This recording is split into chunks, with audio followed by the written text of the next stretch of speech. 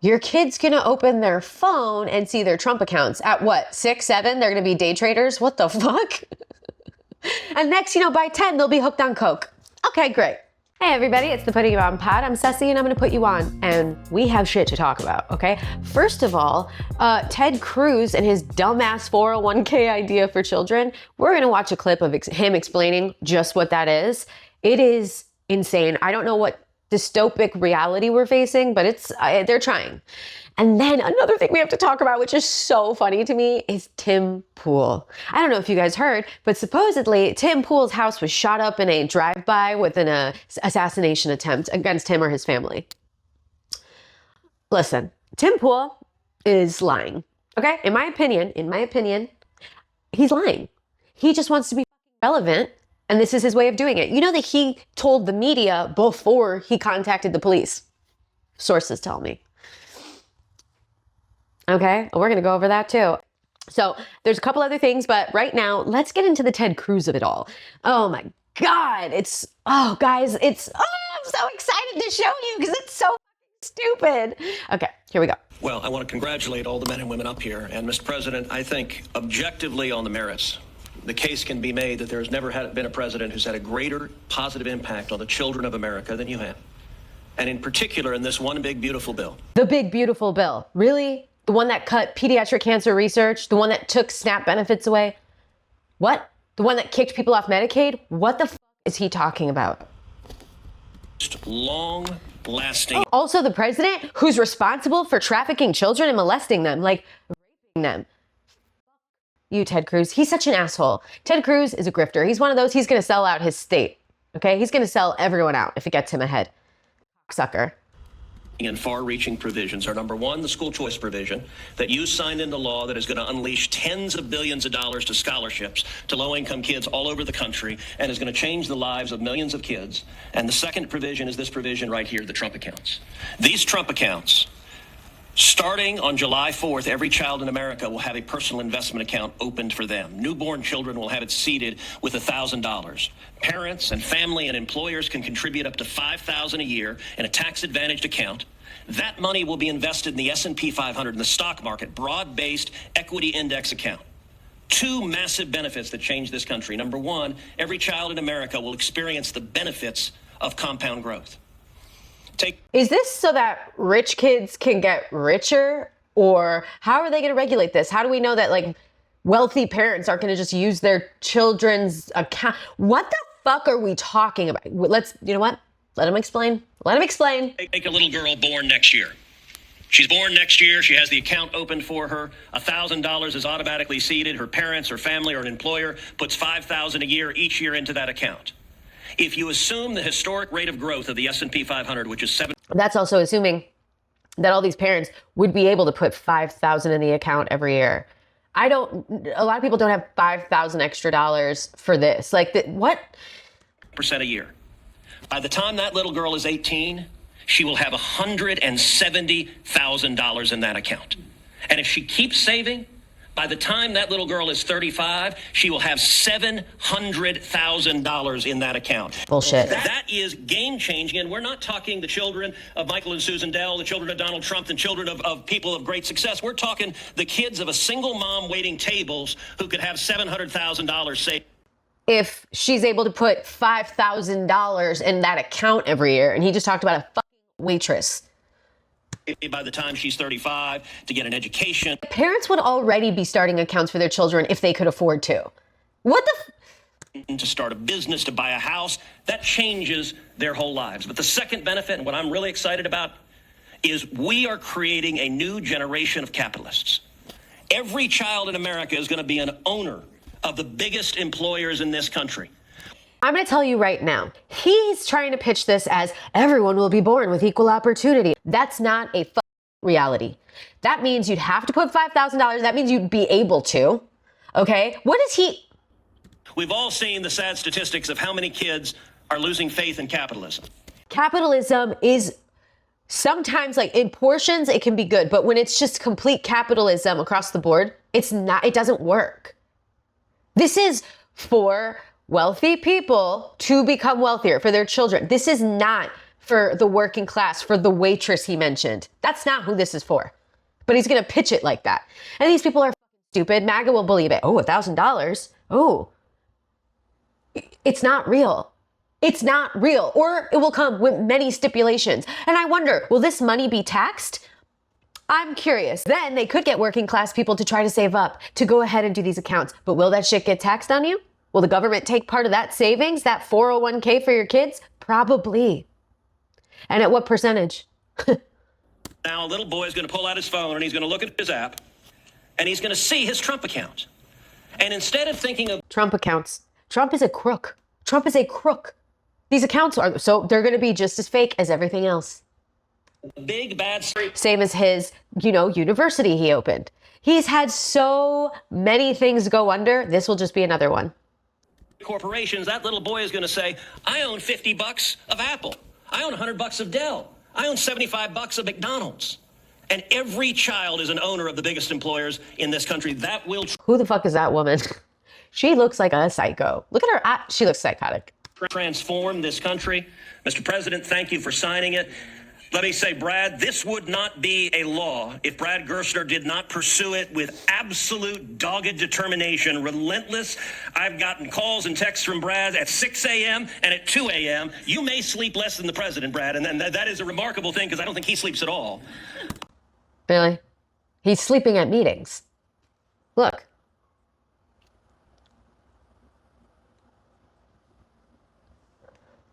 Okay? And finally, I'll just say to Michael and Susan, incredible Texans, $6.25 billion is extraordinarily generous. Let me say, on behalf of 25 million kids who just got a gift from Michael and Susan, and it's not a gift of a video game, it's not a gift of a bicycle, it's an investment in their future. That changes their lives, and I hope and believe Michael and Susan are going to inspire millions across the country to do the same thing. When Congress passed Section 401k of the ERISA, I don't know that anyone realized how much it would change retirement plans. There's now trillions of dollars in 401k plans. They're going to be trillions of dollars in these. These are 401ks for kids. And Mr. President, these Trump accounts exist because you signed them. Thank you for your leadership. It's an honor to work with you. Ridiculous. Ridiculous. Listen, this 401k thing, they sit there and want to sell you that they're going to try to fix the problems and that they're the life or the party of children and law and order. They're literally the party of crooks and pedophiles. This 401k plan is for rich people to get richer. Okay? Oh, and then you just throw $5,000 in the account every year. Some people don't have 5,000 extra fucking dollars at the end of the year. I mean, we're talking about a waitress. I can't. But MAGA will believe it. MAGA will be, their immediate thought will be, we get an extra $1,000. No, stupid. That's not $1,000 that you get to touch. That's $1,000 for your kid, and they can't touch it till they're 18. And we'll see how much you actually add to that or can add to that. And then how much of that's going to get taxed. Okay? Or if you take it out, will you be penalized? Like, it's going to come with stipulations. And people, I'm going to go ahead and try to look further into those stipulations, okay? Because everything they tell you is blanketed bullshit. So I'll look into it and we'll go over those details of it because it's dystopic. It's your kid's going to open their phone and see their Trump accounts at what, 6, 7? They're going to be day traders? What the fuck? And next, by 10, they'll be hooked on Coke. Okay, great. Moving along. The Tim Pool of it all. Ooh, Tim Pool. Listen, this guy's a fucking idiot, but I'm not going to lie, he entertains me because he's an idiot. I appreciate it. Thanks, Tim. So let's go over this. I don't want to call it idiocracy because it could be real. But he supposedly had people come to his house and try to shoot him. Like a drive-by situation. But here's the thing. Tim Pool is a liar. And he is a forever victim, okay? He always goes into the victimhood. He wants to stay relevant. And so he's going to do what he has to do. He's fucking stupid. So, and like I said, he's a titty baby. Like he goes to victim real quick. So let's check in and see how he's doing. Now, I haven't watched this yet, so hopefully this has enough details in it, but let's see. It's obviously Fox News reporting it, so we'll see how much of a victim they also make him.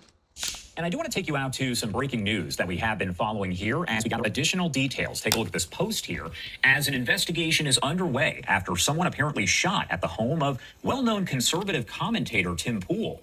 The podcast host has millions of followers all over social media on multiple platforms and has become an influential voice for some conservatives out there.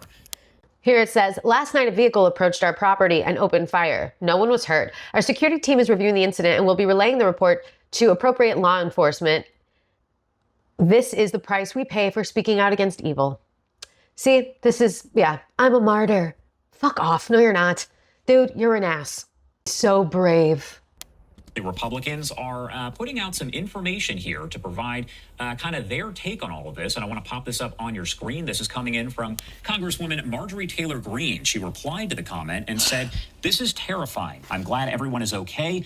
Everyone must stand together against this type of political violence and intimidation, no matter who it happens to, whether you like them or not."